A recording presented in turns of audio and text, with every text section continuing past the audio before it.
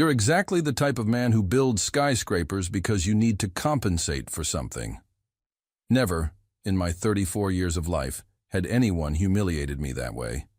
And if the cutting phrase wasn't enough, it came accompanied by a jet of freezing water that soaked my $3,000 Armani suit, my Italian silk shirt, and worse yet, my ego the size of Thornfield Tower, the tallest building in Boston, which I had inaugurated just 6 months ago. I'm standing before her now, dripping dirty water on the Beacon Street sidewalk, while pedestrians stop to watch the spectacle. My driver, Davis, runs over with a towel that I completely ignore.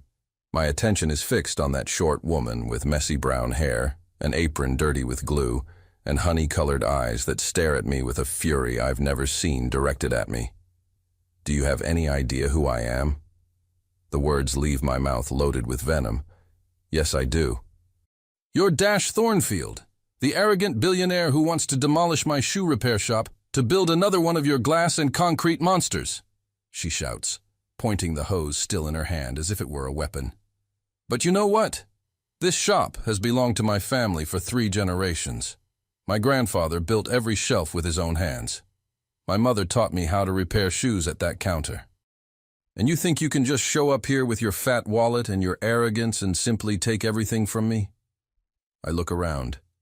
A small crowd has formed. Some are already filming with their cell phones. Perfect. Exactly the kind of publicity I don't need.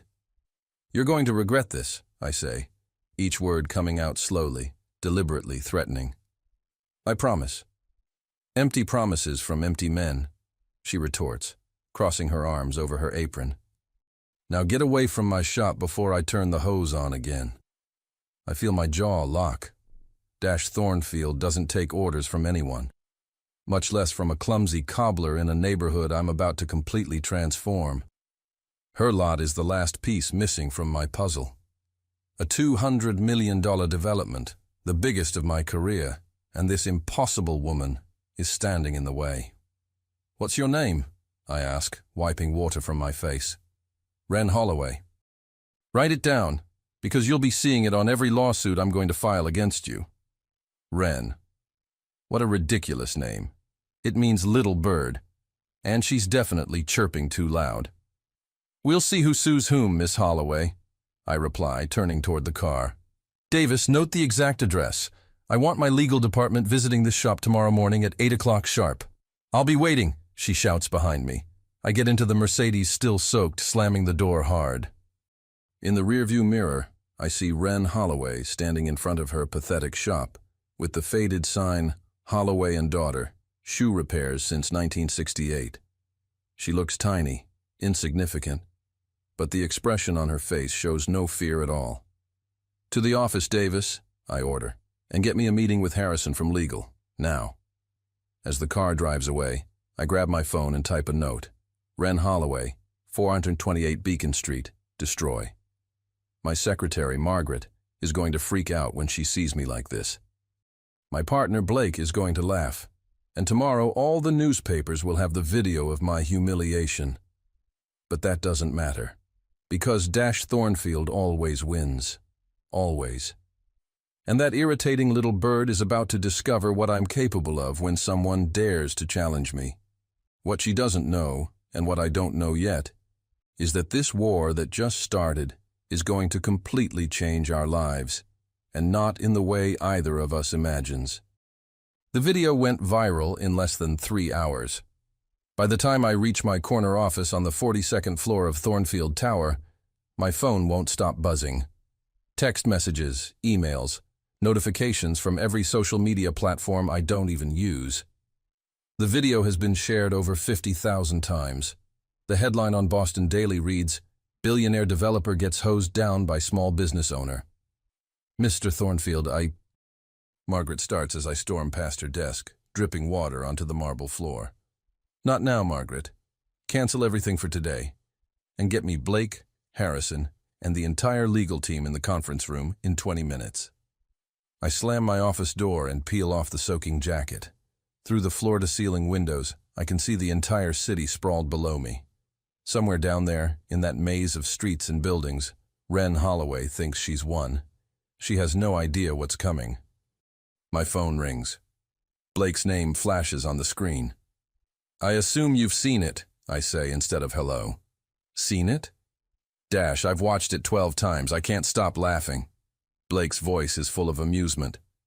The look on your face when the water hits you is priceless. I'm glad my humiliation entertains you. Oh, come on. You have to admit it's kind of funny. The mighty Dash Thornfield, taken down by a woman with a garden hose. He pauses. What did you do to her anyway? I made her a very generous offer for her property. Twice the market value. She refused. And then? And then I may have mentioned that her little shop was an eyesore that belonged in a museum, not in the middle of my development zone. Blake whistles low. You really know how to charm people, don't you? I don't need to charm anyone. I need that property. Well, you're definitely not getting it by calling her business an eyesore. The internet loves her now. She's being called a hero for standing up to the big bad developer. I grip the phone tighter. I want you in that meeting. We need a strategy. Already on my way. But Dash? Maybe consider that not everything can be solved with money and intimidation. He hangs up before I can respond. 20 minutes later, I'm sitting at the head of the conference table in a fresh suit, facing 5 lawyers and Blake, who's still trying not to smile. Gentlemen, I begin. We have a problem. A 5'3" problem named Ren Holloway. Harrison, my head legal counsel, adjusts his glasses. I've reviewed the case, Mr. Thornfield. The property is owned outright by Miss Holloway. No mortgage, no liens. She inherited it from her mother 3 years ago. Without her consent, we can't proceed with the Beacon Street development. Then make her consent. Isn't that what I pay you for? It's not that simple. The property is in a historic district. She has protections. Everything has a price, I insist. Blake leans forward. Dash, maybe it's time to consider redesigning the project. We could work around her property. Absolutely not. That corner lot is essential for the main entrance and the parking structure. Without it, the entire design falls apart. I stand up, pacing to the windows. I've invested 2 years and $15 million in this project. I'm not changing it because some stubborn woman wants to play hero. So what do you suggest? Harrison asks. I turn to face them. We make her life difficult. Building inspections, code violations, health department visits. Find anything we can use. That's playing dirty, Blake warns. She started it by humiliating me in public. I'm just finishing it. Harrison looks uncomfortable. Mr. Thornfield, I should advise you that given the current public sentiment, any aggressive action against Miss Holloway could backfire spectacularly. You're already being painted as the villain. I don't care about public sentiment. I care about getting what I want. Maybe you should care, Blake says quietly. Your investors care. The city council cares. And right now, Ren Holloway has something you don't. What's that? People who like her. The words sting more than they should. Blake is right, of course. In the corporate world, I'm respected, even feared. But liked? That's never been part of my brand. Fine, I concede. We'll play it smart. Harrison, I want a complete background check on Ren Holloway. Financial records, business licenses, everything. There has to be something we can use as leverage. I'll have it on your desk by tomorrow morning. And I want someone monitoring her shop. I want to know her schedule, her routines, who her friends are, where she goes. Blake raises an eyebrow. That's bordering on stalking, Dash. It's called due diligence. Know your enemy. Is she your enemy, or is she just someone who said no to you? I ignore the question. Meeting adjourned. Get to work. As everyone files out, Blake lingers behind. You know, he says, I've known you for 15 years. I've seen you negotiate billion-dollar deals and face down corporate sharks without breaking a sweat. But I've never seen you this rattled by one person. I'm not rattled. I'm focused. You're obsessed. And it's not just about the property, is it? She got under your skin. She humiliated me in public. She stood up to you. There's a difference. Blake heads for the door, then pauses. Be careful, Dash. Revenge has a way of backfiring. especially when you're dealing with someone who has nothing to lose. After he leaves, I sit alone in the conference room, staring at my phone. The video is still playing on loop in my mind, not the part where she soaked me with water, but the moment right before it. The fire in her eyes. The way she stood her ground without an ounce of fear. I've spent my entire adult life building an empire where everyone does exactly what I want, where money and power open every door, where the word no is just an invitation to negotiate harder. Ren Holloway didn't negotiate. She didn't hesitate. She just pointed that hose and fired. And God help me, part of me respects her for it. But respect doesn't change the facts. I need that property. And I'm going to get it. Whatever it takes. I pull up the video one more time, pausing on her face. Those defiant, honey-colored eyes, that stubborn set of her jaw. Enjoy your victory while it lasts, Ren Holloway, I murmur to the screen, because this war is just beginning. What I don't know yet is that wars have a way of changing both sides. And sometimes, the person you set out to destroy ends up being the one who saves you. But that realization is still weeks away. Right now, all I know is that I want revenge. And I always get what I want. I don't usually do my own reconnaissance. That's what I have people for. But 3 days after the hose incident, I find myself parked across the street from Holloway and daughter at 7 in the morning, wearing sunglasses and a baseball cap like some amateur spy. This is ridiculous. I'm a billionaire, not a stalker. But Harrison's background check came back frustratingly clean. Ren Holloway, 29 years old. No criminal record, no debt, no skeletons in her closet. She pays her taxes on time, has a spotless business license, and apparently volunteers at an animal shelter on weekends. Even her parking tickets are paid in full. She's irritatingly perfect on paper. The shop door opens at exactly 7:15 a.m. Ren steps out in worn jeans and a faded Rolling Stones t-shirt, her hair pulled back in a messy ponytail. She's carrying a cardboard box and struggling with the weight of it. Before I can think about what I'm doing, I'm out of my car and crossing the street. Need help with that? She nearly drops the box when she sees me. What are you doing here? I was in the neighborhood. In a baseball cap and sunglasses? Very inconspicuous, Mr. Thornfield. She adjusts her grip on the box. If you're here to threaten me again, save your breath. I'm not selling. I'm not here to threaten you. I'm here to... I pause, realizing I have no idea why I'm here. To talk. We have nothing to talk about. She starts walking down the sidewalk, and I fall into step beside her. Where are you going? Donation drop-off. Not that it's any of your business.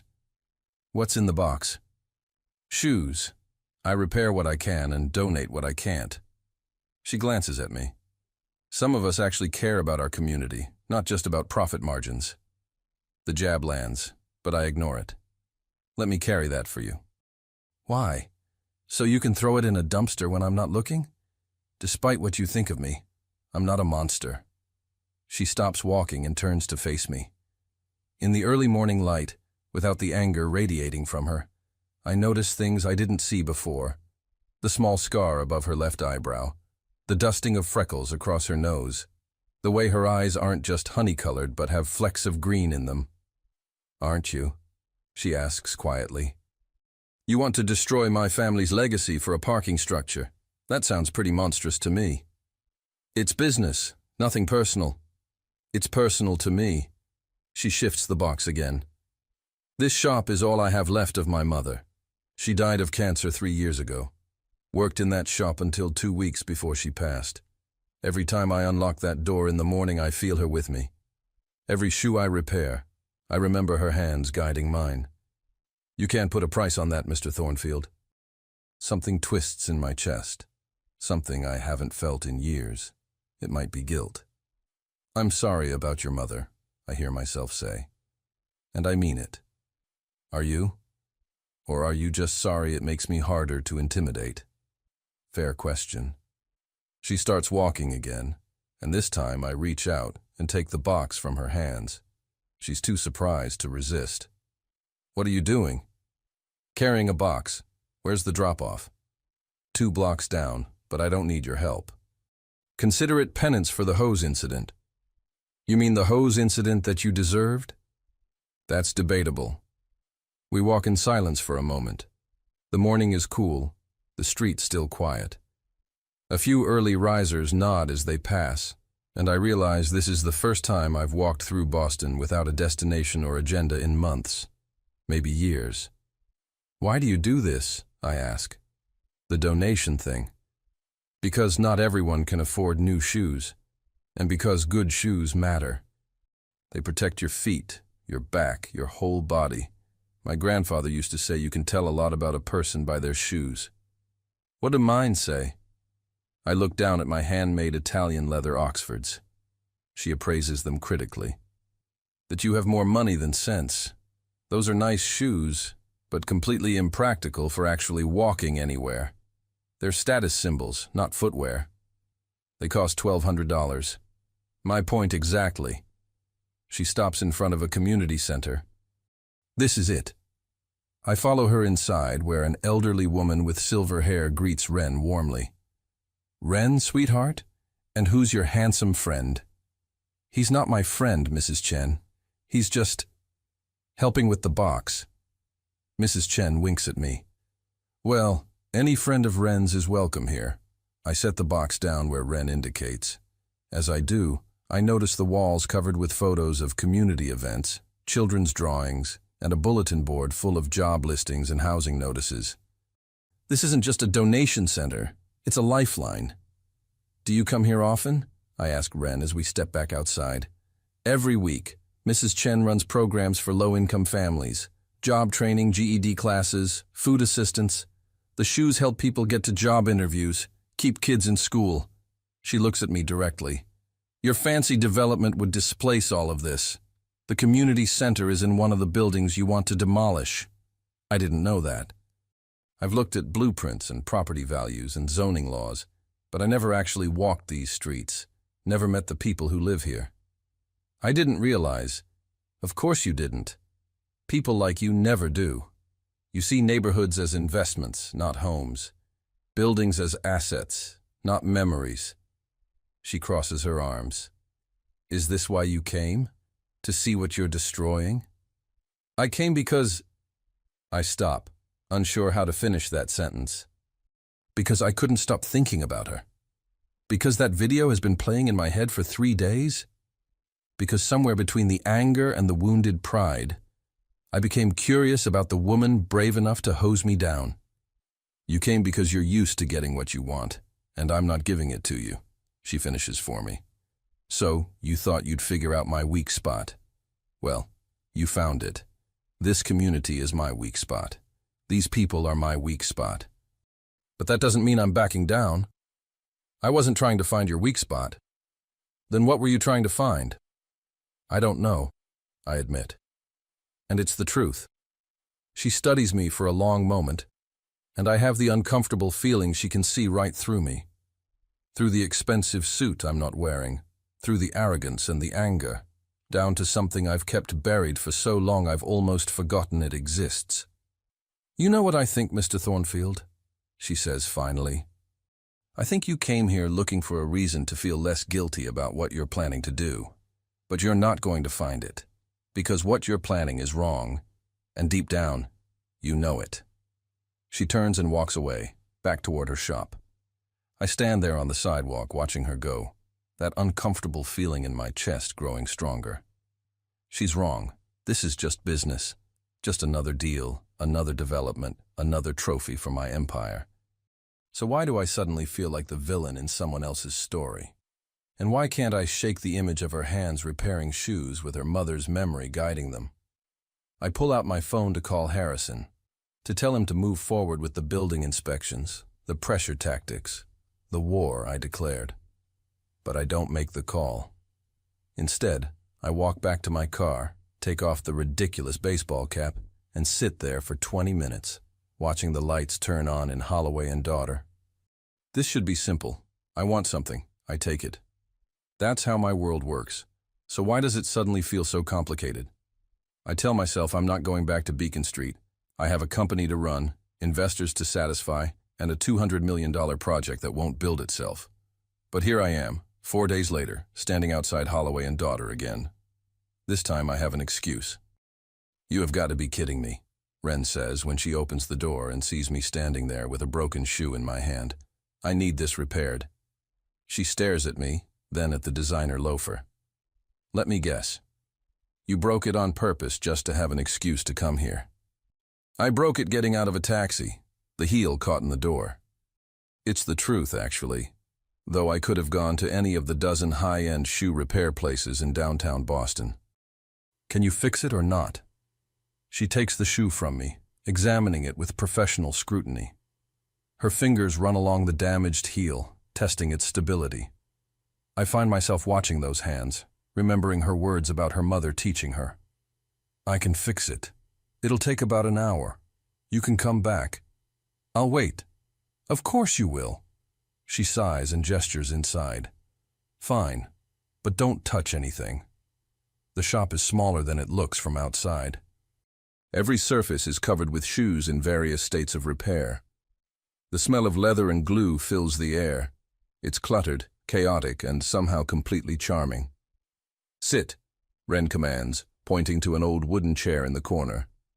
I sit, feeling oddly out of place in my $3,000 suit surrounded by worn boots and children's sneakers.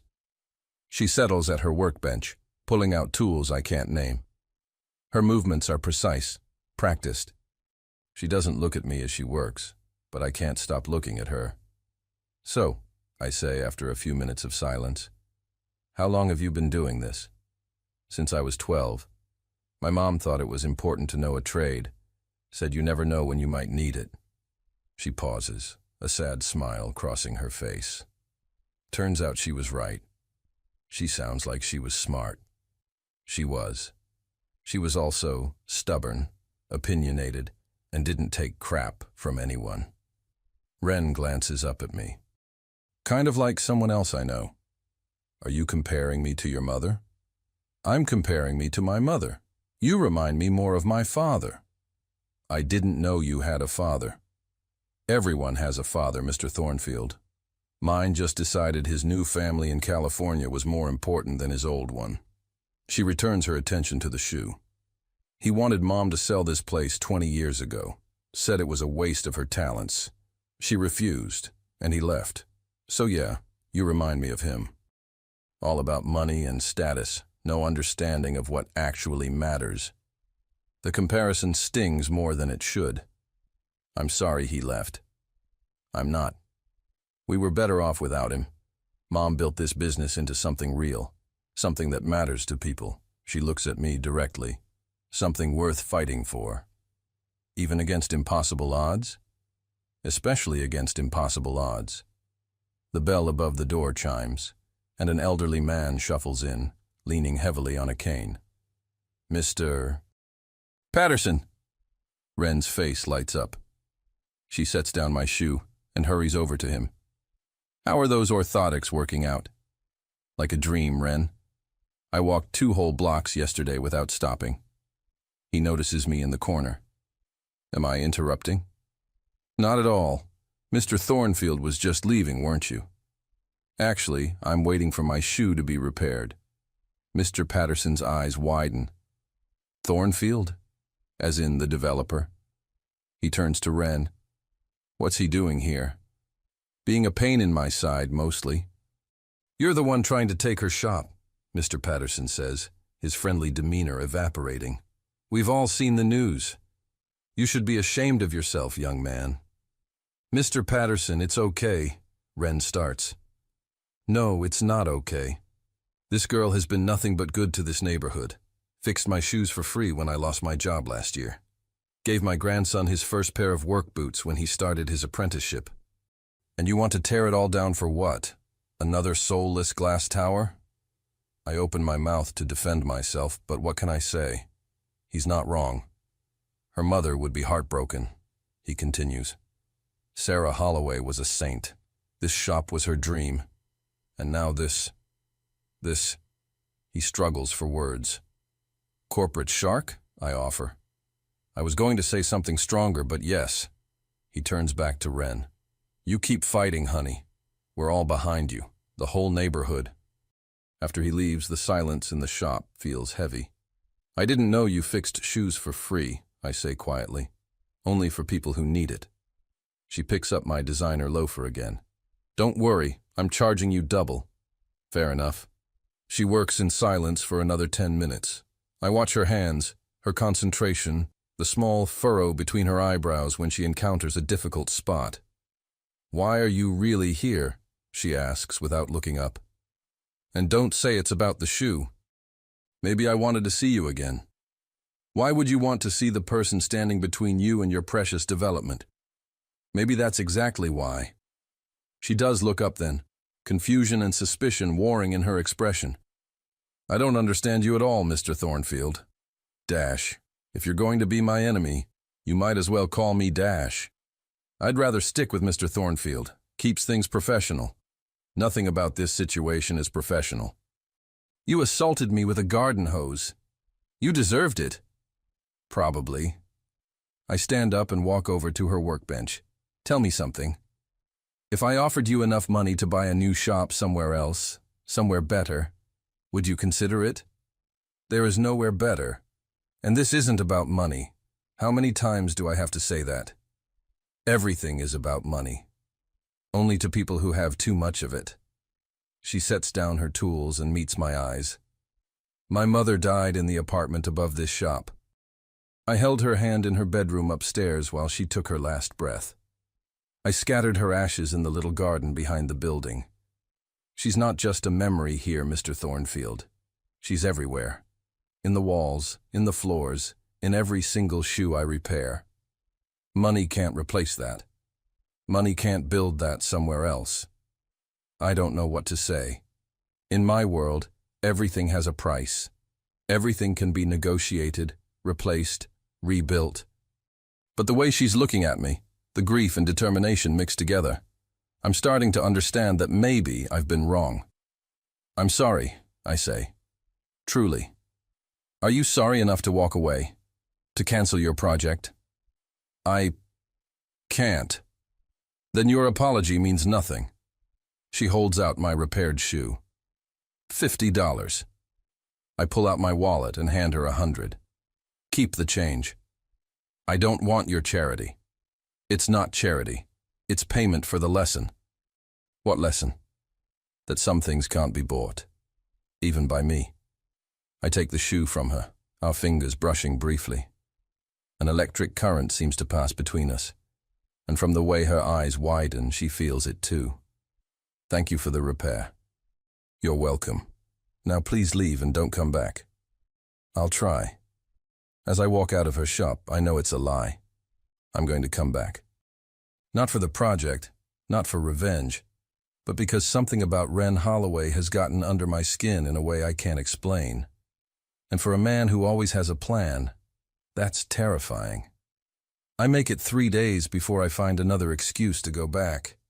This time, it's not even a good excuse. I tell Margaret to order lunch from the deli near Ren's shop, knowing full well there are 20 better restaurants closer to my office. But when I arrive to pick up the order myself, something I never do, I'm not surprised to find my feet carrying me toward Holloway and Daughter instead. The sky opens up just as I reach her block. Within seconds, I'm drenched. Again. Apparently, water is becoming a theme in our relationship. I run for cover under her shop's awning, and that's when I see her through the window. She's not alone. A man in his 30s, good-looking in that casual, approachable way I've never been, is leaning against her workbench, making her laugh. Something dark and unfamiliar twists in my gut. Jealousy. I'm feeling jealous. I should leave. Instead, I push open the door. The bell chimes, and they both look up. Ren's smile falters when she sees me, soaking wet and probably looking like a drowned rat. Mr. Thornfield, what a surprise. Her tone suggests it's not a pleasant one. I was in the neighborhood. Again? The man interrupts, eyebrow raised. You seem to be in this neighborhood a lot lately. He extends his hand. Marcus Chen, I run the community center down the street. You're the developer who wants to bulldoze half our block, right? I shake his hand, gripping perhaps a bit harder than necessary. Dash Thornfield, and I'm not bulldozing anything. I'm revitalizing the area. Funny, that's not what Ren tells me. Marcus brought over the quarterly donation receipts, Ren interjects, though her eyes are fixed on me. You're dripping all over my floor. It's raining. I'm aware. There's this invention called an umbrella. I forgot mine. How careless of you. But she's already moving toward the back room. She returns with a towel and tosses it to me. So what's your excuse this time? Another broken shoe? I was picking up lunch. In the rain. Without an umbrella. 2 miles from your office. She crosses her arms. You're a terrible liar for a businessman. Marcus laughs. I like her. She doesn't take any of your corporate nonsense. Nobody asked you, I mutter, drying my hair. Marcus, did you need anything else? Ren asks, and I hate the warmth in her voice when she addresses him. Just wanted to remind you about the fundraiser Friday night. You're still coming, right? Wouldn't miss it.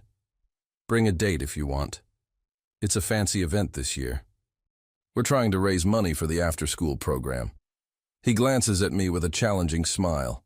Maybe Mr. Thornfield would like to make a donation, since he cares so much about the community. I'm sure Mr. Thornfield is far too busy, Ren starts. How much are you trying to raise? I interrupt. Marcus looks surprised. 50,000. We're about halfway there. Without thinking, I pull out my phone. What's the organization's name?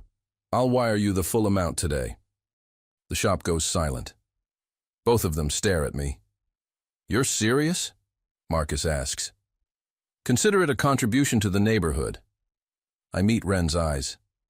Not everything I do is about profit. Why? Ren asks quietly. Why would you do that? Because I want you to stop looking at me like I'm the villain. Because I want to see you smile at me the way you smile at Marcus. Because somewhere between the hose incident and this moment, I started caring what you think of me. Because it's a good cause, I say instead. Marcus is grinning now. Well, in that case, you should definitely come to the fundraiser. Friday night, 7 p.m. at the community center. It's formal attire. I'll think about it. Bring a date, he adds, then looks at Ren. Unless Ren wants to go with you. As a peace offering. Absolutely not, Ren says quickly. Too quickly. I already have plans. With whom? I ask, before I can stop myself. That's none of your business. Is it Marcus? What? No, Marcus is engaged. She looks flustered. Not that it matters. I don't answer to you. I wasn't suggesting you did, I was just being nosy and territorial, she finishes. Yes, I noticed. Marcus is watching us with barely concealed amusement. The tension between you two could power the entire city. There's no tension, we say simultaneously, which only proves his point. He laughs. Right. Well, I should get going. Dash, I'll email you the wire transfer information. And Ren, see you Friday. He pauses at the door. Try not to kill each other before then. After he leaves, Ren and I stand in awkward silence. The rain pounds against the windows, creating a cocoon of sound around us. You didn't have to do that, she says finally. The donation. I know. So why did you? Maybe I'm trying to prove I'm not the monster you think I am. You can't buy redemption, Mr. Thornfield. I'm not trying to buy anything for once. I step closer and she doesn't back away. And I told you to call me Dash. I told you I'd rather not. Why? Because it makes this feel too personal? This isn't personal. This is business. You want my property, I'm not selling it. That's all this is. Is it? I'm close enough now to see the pulse jumping in her throat. Because it feels like something more. You're imagining things. Am I? I reach out, almost touching her cheek, but stop myself. Tell me you don't feel this thing between us. I feel annoyance, frustration, anger at your persistence. And? And nothing. But her voice is breathless, betraying her words. You're a terrible liar, too, I murmur. For a moment, I think she might close the distance between us. Her eyes drop to my lips, and I forget how to breathe. Then she steps back, putting space between us. You should go. The rain is letting up. Ren, please. Her voice is small, vulnerable in a way I haven't heard before. I can't do this. You're trying to destroy everything I love. I can't. We can't. I don't want to destroy anything anymore. The admission surprises us both. She looks at me with such a mixture of hope and skepticism that my chest aches. What are you saying? I don't know yet, but I know I don't want to be your enemy. Then what do you want to be? The question hangs in the air between us, loaded with possibilities I'm not ready to name. I want to come to the fundraiser Friday, I say instead. With you. Dash, as a peace offering. Nothing more. Just two people supporting a good cause. That's all it would be? That's all it needs to be, for now. She studies me for a long moment, and I feel like I'm being assessed in a way my bank account and reputation can't influence. Fine, she says finally. But I'm not wearing anything fancy, and we're not arriving together, and this doesn't change anything about the property. Understood. And you're still the most infuriating man I've ever met. I'll take that as a compliment. It wasn't meant as one. But the corner of her mouth twitches, almost a smile. I walk toward the door, then pause. For what it's worth, you're the most infuriating woman I've ever met. Good. We're even then. As I step out into the fading rain, I can't stop smiling. Blake was right. I am obsessed. But it's not about the property anymore. It's about her. And that changes everything. I've attended hundreds of formal events in my life. Galas, charity auctions, investor dinners. I'm always comfortable in a tuxedo, always in control. So why am I nervous about a community fundraiser in a modest center on Beacon Street? I know the answer. She's 5'3" with honey-colored eyes and an attitude that makes me question everything I thought I knew about myself. When I arrive at 7 p.m. sharp, the community center has been transformed. String lights hang from the ceiling. Round tables are covered with white linens, and a small band plays jazz in the corner. It's elegant in a way that has nothing to do with money and everything to do with care. I scan the room and find her immediately. Ren is standing near the refreshment table in a simple navy blue dress that somehow makes her look more stunning than any designer gown I've ever seen. Her hair is down, falling in soft waves around her shoulders. She's laughing at something Mrs. Chen is saying, and the sound carries across the room straight to my chest. I'm in trouble. Serious trouble. Dash Thornfield, as I live and breathe. Marcus appears at my elbow. You actually came. I said I would. Yeah, but rich guys say a lot of things they don't mean. He grins. Come on, let me introduce you to some people. And thank you again for the donation. You have no idea what that means to these families. For the next 30 minutes, Marcus parades me around the room. I meet teachers, parents, kids from the after-school program.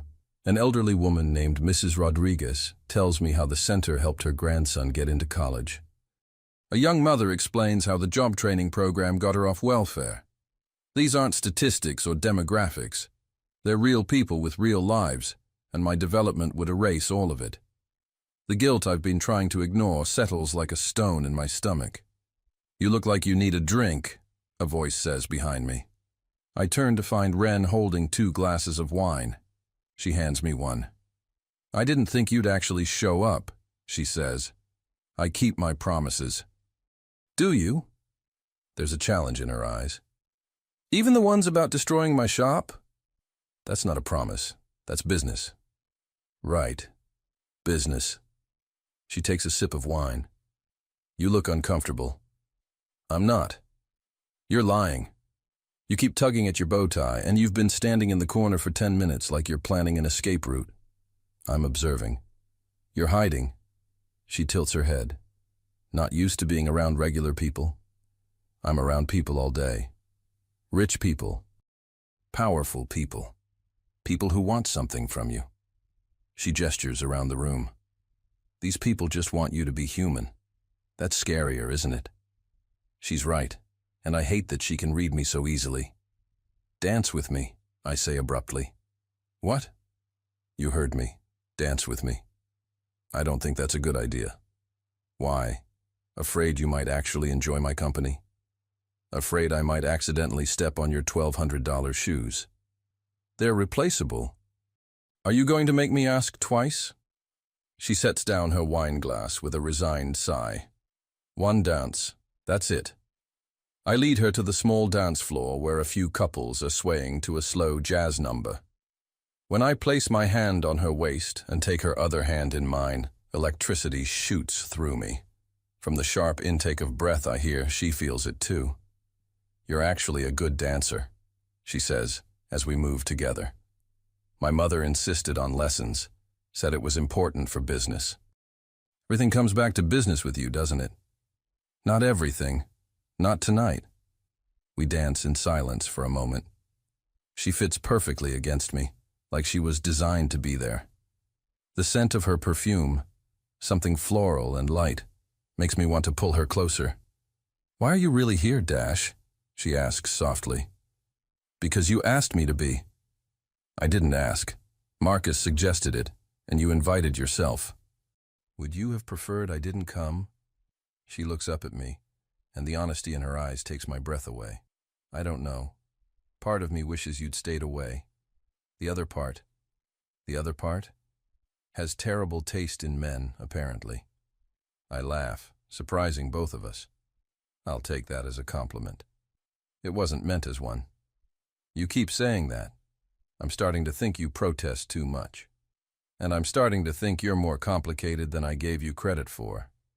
Her expression grows serious. That donation you made. Marcus told me you didn't even ask for recognition. You could have used it for PR, but you made it anonymous. I didn't do it for recognition. Why did you do it? Because you made me see these people as more than obstacles. Because you made me question everything I thought mattered. Because I wanted you to look at me differently. Because it was the right thing to do, I say instead. The Dash Thornfield I met 2 weeks ago wouldn't have cared about the right thing. Maybe you're bringing out a better version of me. Or maybe you're trying to manipulate me into selling. The accusation stings because part of me worries she's right. Am I really changing? Or am I just playing a long game? I'm not manipulating you, Ren. Then what are you doing? Honestly, I have no idea. I pull her slightly closer. All I know is that since you sprayed me with that hose, I can't stop thinking about you. You've turned my world upside down. That was the water pressure, not me. Always with the jokes. Can't you just admit you feel something too? Feeling something doesn't change the facts. You still want my property. I'm still not selling. This, she gestures between us, can't go anywhere. It doesn't have to go anywhere. Can't we just be this? Right now? What is this, exactly? I don't know. But I'd like to find out. The song ends, but neither of us moves. We stand there, swaying slightly, her hand still in mine, her eyes searching my face for something I'm not sure I can give her. Mr. Thornfield, a small voice interrupts us. We break apart to find a little girl, maybe 7 years old, tugging on my jacket. Yes? I kneel down to her eye level. Are you the man who gave us the money for the art supplies? Her eyes are wide with excitement. Yes, I suppose I am. She throws her arms around my neck. Thank you. Now I can keep taking painting classes. I want to be an artist when I grow up. Something cracks in my chest. This little girl, with paint still under her fingernails and hope shining in her eyes, represents everything my development would displace. You're welcome, I manage to say. After she runs off, I stand slowly and find Ren watching me with an expression I can't read. What? I ask. Nothing. It's just... You smiled. A real smile. I've never seen that before. I smile. No, you smirk. You do that corporate smile that doesn't reach your eyes. But just now? That was real. Maybe you're seeing the real me for the first time. Maybe. Or maybe I'm seeing who you could be if you let yourself. Before I can respond, Marcus announces it's time for speeches. We move apart, but I can still feel the warmth of her hand in mine. As I watch Ren throughout the rest of the evening, laughing with her neighbors, helping serve dessert, comforting a crying child, I realize something terrifying. I'm falling for her. Really falling for her. And I have no idea how to reconcile that with the fact that I'm still planning to take everything she loves. The investors' meeting is scheduled for Monday morning at 9 a.m. They're flying in from New York, Chicago, and Los Angeles, expecting to see final plans for the Beacon Street development. $200 million is riding on this presentation, and I haven't slept in 3 days. You look terrible, Blake says, setting a coffee on my desk Sunday night. When's the last time you went home? I don't remember. Dash, what's going on? This deal should be straightforward. We have everything we need except one property, and you've handled tougher situations than a stubborn shoe repair owner. I stare at the blueprints spread across my desk.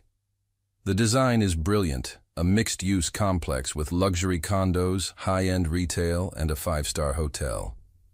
It would put Thornfield Construction on the map as a major player in urban development, and it would destroy everything Ren loves. I can't do it, I hear myself say. Can't do what? This, the project, any of it. Blake sinks into the chair across from me. Please tell me this isn't about the girl. Her name is Ren. I know her name. I also know you've been to her shop 17 times in the past 2 weeks. Davis keeps a log. He leans forward. Dash, I get it. She's different. She challenges you. But you can't throw away 2 years of work and millions of dollars because you have a crush. It's not a crush. Then what is it? I stand up and walk to the window, looking out at the city I've spent my career reshaping. It's everything. She's made me see that what we do, what I do, it has consequences. Real consequences for real people. That community center, those families, the little girl who wants to be an artist, we'd be taking all of that away. We'd also be creating jobs, increasing property values, bringing economic growth to the area. For whom? Not for the people who live there now. They'd be priced out, displaced. We'd be gentrifying the soul out of that neighborhood. Since when do you care about gentrification? Since I met someone who showed me what it actually means. Blake is quiet for a long moment. So what are you going to do? I don't know. The investors expect a complete proposal. If we cancel now, we lose credibility, probably a few clients. The company takes a major hit. But I keep thinking about Ren standing in that shop, telling me about her mother, about legacy and memory and things that can't be bought. I used to think that was naive. Now I think maybe I'm the naive one for believing money could solve everything. My phone buzzes. A text from Ren. Need to talk. Can you come to the shop? My heart rate spikes. I have to go. Dash, the meeting is in 12 hours. I know. I'll be back.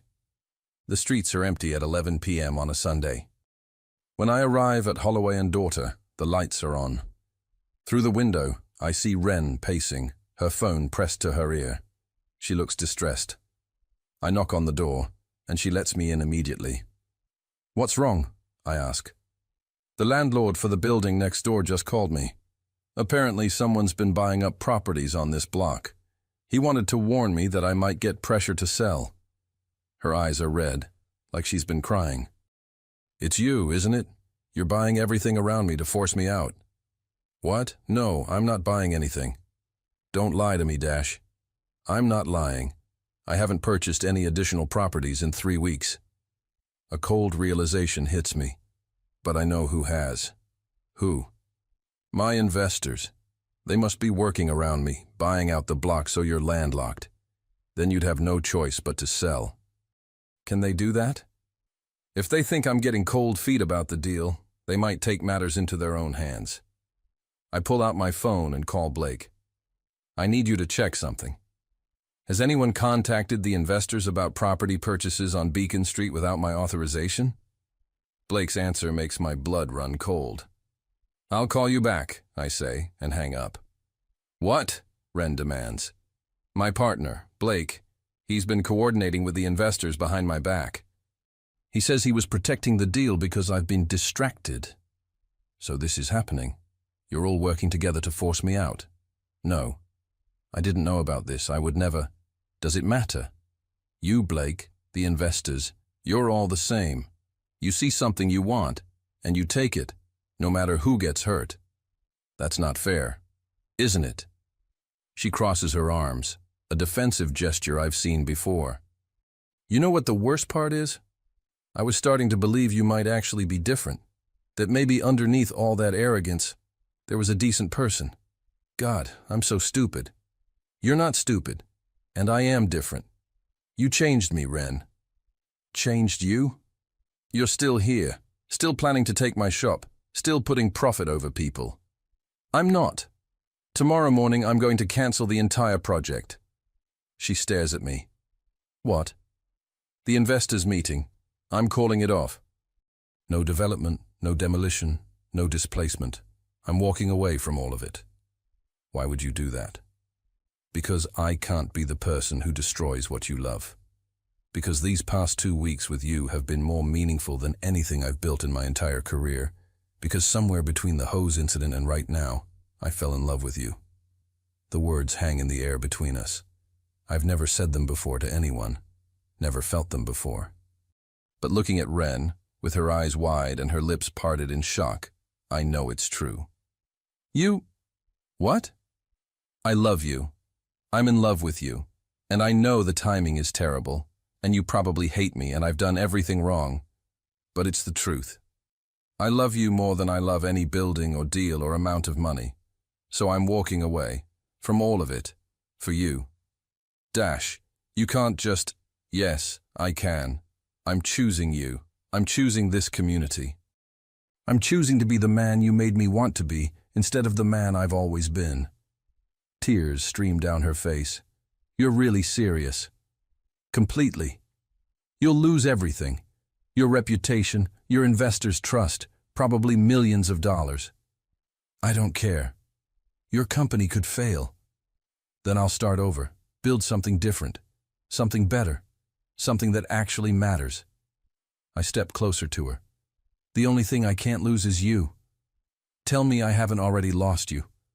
She's crying harder now, and I'm not sure if that's good or bad. You're an idiot, Dash Thornfield. I know. A self-centered, arrogant, impossible idiot. All true. And I can't believe I'm saying this, but... She closes the distance between us and puts her hand on my chest, right over my racing heart. I'm falling for you too, even though you're everything I should stay away from. Even though this is complicated and messy and probably a huge mistake. It's not a mistake. Well, how do you know? Because nothing that feels this right could be wrong. I cup her face in my hands, wiping away her tears with my thumbs. Can I kiss you? You'd better. When our lips meet, it's like everything clicks into place. All the arguing, all the tension, all the electricity between us, it all makes sense now. She kisses me back with a fierceness that takes my breath away, her hands fisting in my shirt, pulling me closer. When we finally break apart, we're both breathing hard. What happens now? She whispers. Now I go to that meeting and end my career as I know it. Then I figure out what comes next. And us? Us? We figure that out together, one day at a time. She smiles, really smiles, and it's worth more than any building I've ever built. Stay tonight, she says. We'll face tomorrow together. And for the first time in my life, I choose love over ambition, connection over conquest, and a woman with a garden hose over an empire made of glass and steel. The conference room is full when I walk in Monday morning. 12 investors, their lawyers, Blake looking smug at the head of the table. They expect triumph. They're about to get honesty. Gentlemen, ladies, I begin, standing rather than taking my seat. Thank you for coming. I know you've traveled far for this presentation. which makes what I'm about to say more difficult. Where are the final plans? Mr. Ostroff from Chicago interrupts. We were promised a complete proposal. There are no final plans. I'm canceling the Beacon Street development. The room erupts. Blake stands so quickly his chair tips over. What the hell? I'm canceling it because it's wrong. We'd be destroying a community, displacing families, erasing history. And for what? Another luxury building in a city full of them? For $200 million in profit, Blake shouts. Have you lost your mind? No. I think I've finally found it. I look at each investor in turn. I started this company to build things that mattered. Somewhere along the way, I forgot what that meant. This project doesn't matter. Not in the ways that count. Mrs. Steinberg from New York leans forward. Mr. Thornfield, is this about the shoe repair woman? We've seen the videos. Her name is Wren Holloway. And yes, she's part of it. She showed me what I was really doing, not revitalizing, but destroying. She made me remember that buildings should serve communities, not replace them. This is career suicide, Blake hisses. Maybe, but at least I'll be able to sleep at night. Mr. Ostroff stands. We have contracts, Mr. Thornfield, legal obligations. I'll buy out your investments personally. Every cent you put in, plus 20% for your trouble. You'll walk away with profit, just not the windfall you expected. That will bankrupt you, Mrs. Steinberg says. Not bankrupt, just significantly less wealthy. I can live with that. One by one, the investors file out. Some angry, some thoughtful. Blake is the last to leave. I was trying to save you from yourself, he says quietly. I know, but I don't need saving. I need to be better. If you can't understand that, then maybe we shouldn't be partners anymore. Maybe not. He pauses at the door. For what it's worth, she must be pretty special. She is. More than you could imagine. After they're all gone, I sit alone in the conference room, my phone buzzing with calls I don't answer. Margaret appears in the doorway. Mr. Thornfield, there's someone here to see you. Wren walks in, looking nervous and beautiful in jeans and her shop apron. I heard what you did, she says.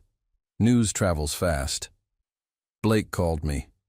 He was angry, but he said I should know that you actually went through with it, that you sacrificed everything. She comes closer. Why didn't you tell me you were going to lose so much? Because it doesn't matter. None of it matters without you. She launches herself into my arms, kissing me with a passion that makes my heart race. You're completely insane, she murmurs against my lips. Probably. Is that a deal breaker? No, but I have an idea. What if instead of destroying the neighborhood, you helped rebuild it? Really rebuild it. Affordable housing, preserved historic buildings, community spaces. Use your skills for good instead of profit. I pull back to look at her. That's actually brilliant. I know. I'm more than just a pretty face and a good aim with a garden hose. Much more. I kiss her again. But that kind of project takes years, and I might not have the capital anymore. So start small, one building at a time.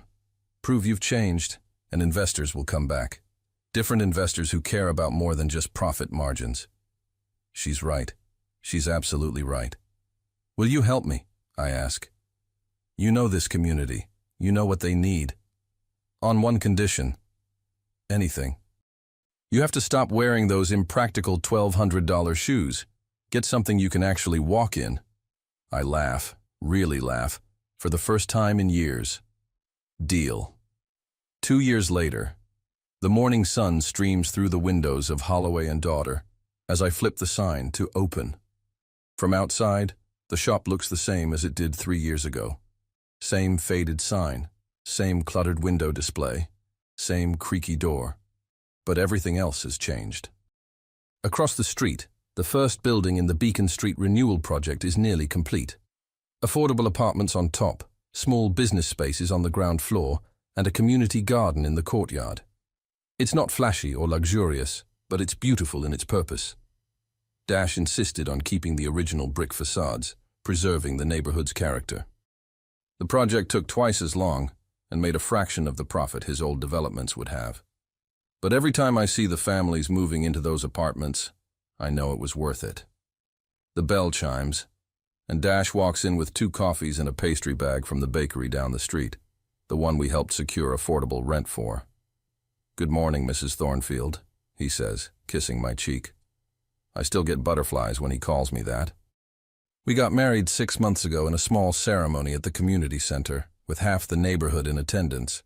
Blake even came, having reconciled with Dash after starting his own sustainable development firm. "Good morning, Mr. Holloway," I reply. He legally changed his name to Holloway Thornfield, but insists I call him Mr. Holloway when we're in the shop. "How's the baby today?"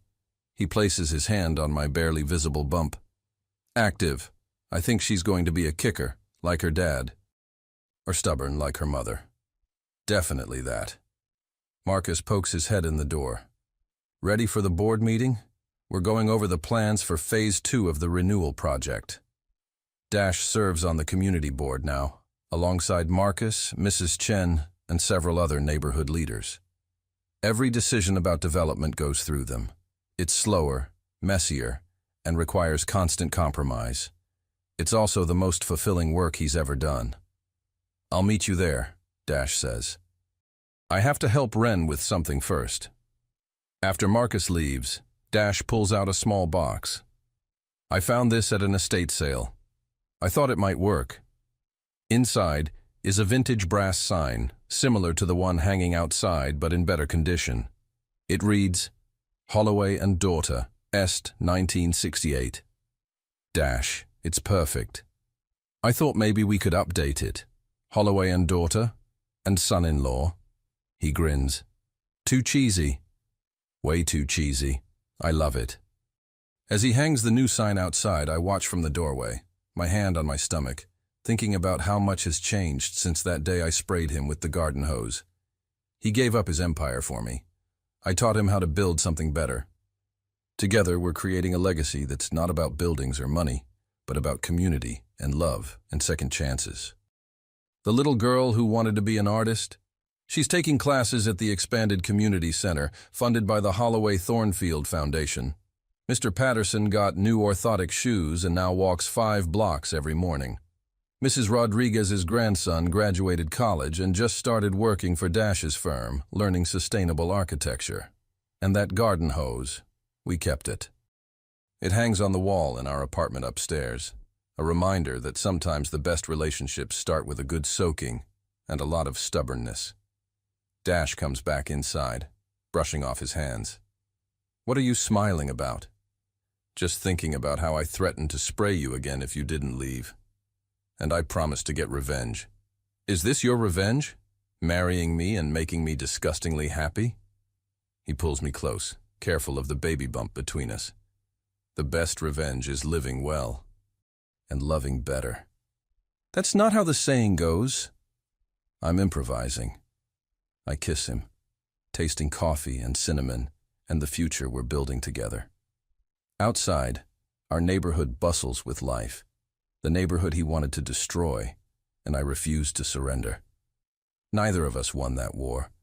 We both just found something better worth fighting for. "I love you," I whisper. "I love you more." Impossible. I loved you first. You hated me first. Same thing, apparently. He laughs, and the sound fills the shop with warmth and possibility. As he holds me, our daughter moving between us, the morning sun painting everything gold, I think about how right Dash was that night in the conference room. Nothing that feels this right could ever be wrong, even if it started with a garden hose and a wounded ego, especially because it started that way. The end.